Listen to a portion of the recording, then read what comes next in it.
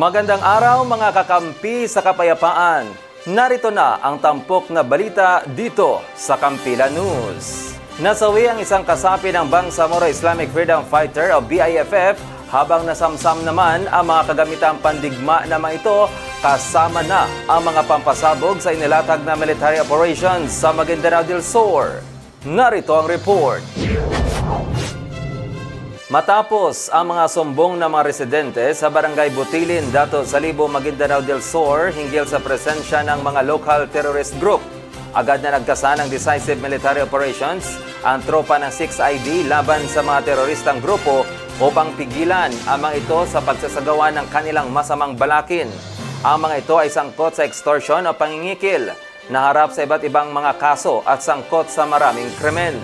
Sa 5 minutong bakbakan, isang BIFF ang nasawi habang nasabat naman ng kasundaluhan ang isang caliber 45 pistol, mga magasin, cellphone at mga anti-personnel mine o pampasabog ng mga terorista. Sinabi ni Major General Alex Reliera, Philippine Army, pinuno ng 6ID at Joint Task Force Central, na ang pangunahing layunin ng inilunsad na operasyon ng militar ay tiyakin ang seguridad ng mamamayan laban sa masamang balakin ng mga teroristang grupo. 8 mga kasapi ng mga dating local terrorist group nagbalik loob sa pamalaan. Presentasyon na mga ito isinagawa sa himpilan ng 57th Infantry Masikap Battalion. Si Kakampi Christian Tanoy sa report. Dahil sa mas pinalakas na decisive military operations, gutom at pagod sa patuloy na pagtatago sa kabundukan, nagpasya ang 8 mga dating local terrorist group na magbalik loob sa pamahalaan.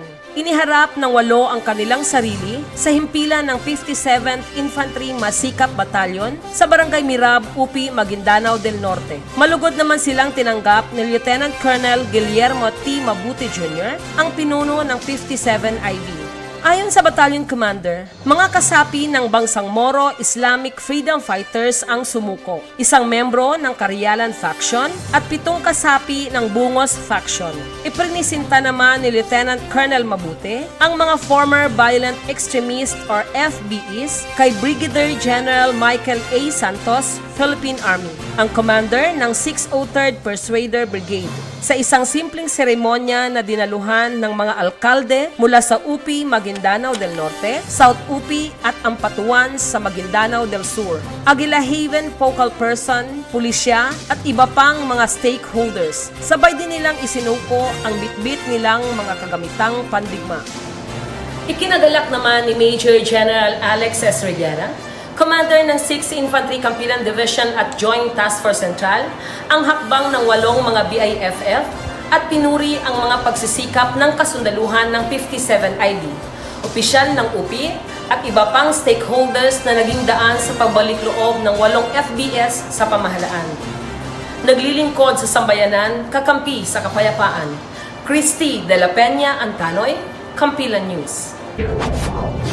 Provincial Government ng North Cotabato naglaan ng malaking halaga para tulong pinansyal sa mga dating rebelde na nagbalik loob sa pamahalaan. Mula sa Provincial Capital ng North Cotabato, nandoon nakatutok sa kaganapan si Kakampi Private John Gioxon. Umabot sa mahigit 3 milyong halaga ang naipamahagi sa 48 mga nagbalik loob sa pamahalaan sa lalawigan ng Cotabato nitong ika-27 ng Mayo nitong taon lamang sa Provincial Capital Amas, Kidapawan City.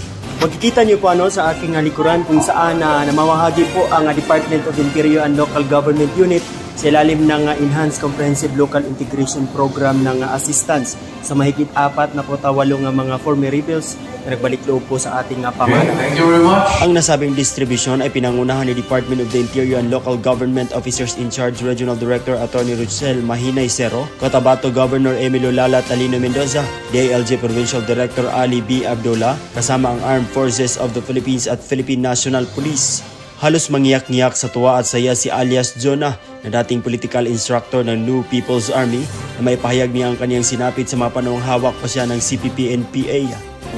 Wala na tagadado nga ang atong pag-surrender, nangyayang pag-divide kasi sa bakan sa gobyerno para ito na ito ang atong tawag ng buong hiluna na. Maupa na to akong pamilya.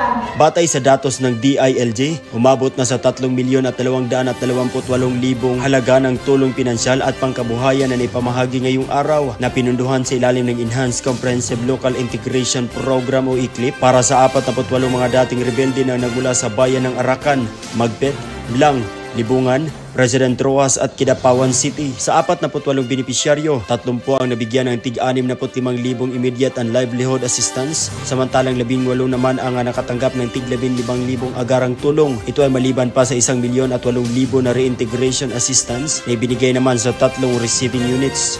Magdapit lang mo sa komunista, pero wala din mahuli ang komunista na maka-asenso ang inyong. Nag-ulat mula dito sa Amas, Kidapawan City, naglilingkod sa sambayanan, nakampi sa kapayapaan.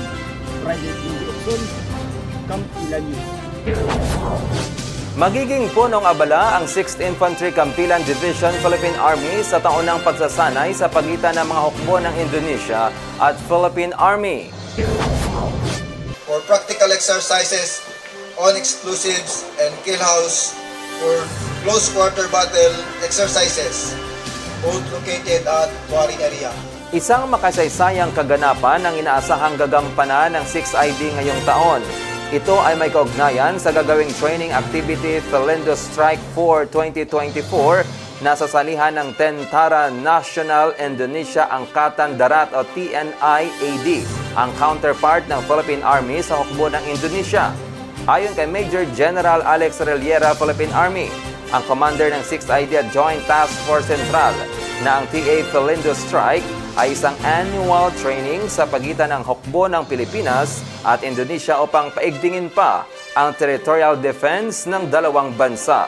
Una na ring nagsagawa ng site survey ang pangkat ni Colonel Infantry Yuki Malinton Corniafari, ang commander ng 11th Infantry Brigade Badik Sakti, sa lugar na pagdausan ng nasabing training.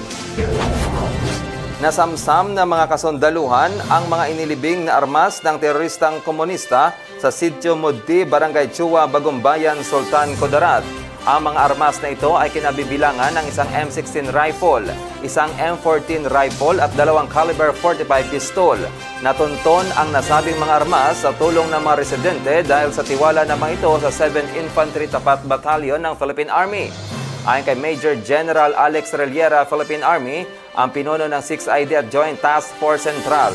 Patunay ito na ayaw na ng mga residente na muling magkaroon ng presensya ng mga komunistang terorista sa kanilang komunidad.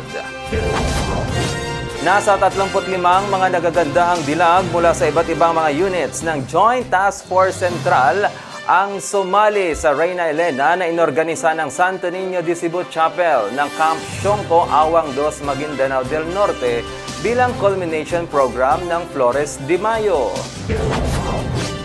Ang aktibidad ay pinangunahan ni Captain Jake Bilbao, ang Division Chaplain ng Kampilan Division.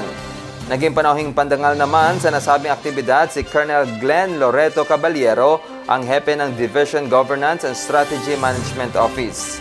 Ang pagbubukas ng programa ay dinaluhan din ni 1st Brigade Combat Team Commander Brigadier General Jose Vladimir Cagara, kasama si Colonel Jose Ambrosio Rostia, mga enlisted personnel, parokyano ng Santo Niño de Cebu Chapel at maraming iba pa. Mula sa 6ID Gym ay nagparada ang mga 35 mga Reyna Elena sa Camp Sionco palabas sa Gate 2 at patungo sa loob ng kampo ng 6ID.